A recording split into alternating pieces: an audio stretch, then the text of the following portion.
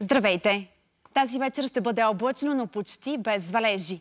Съботния ден ще започне с температури между 4 и 9 градуса. Облачността ще бъде променлива, след обед значителна и на много места, както виждате, ще превали и прегърми. Максимални стойности в съботния ден между 14 и 19 градуса. В София температурата след обед ще бъде около 15 градуса. Вятърът ще бъде умерен от запад, северозапад.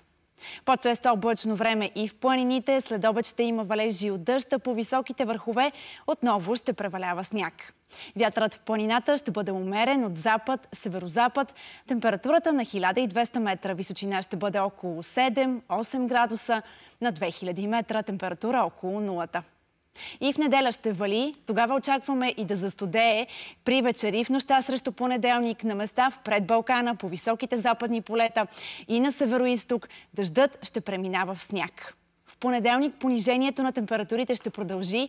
В източна България ще има валежи от сняг, на северозапад обаче валежите постепенно ще спират.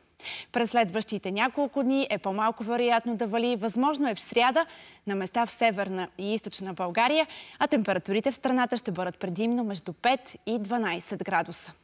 Такава е прогнозата. Останете с BTV. От мен хубава вечер!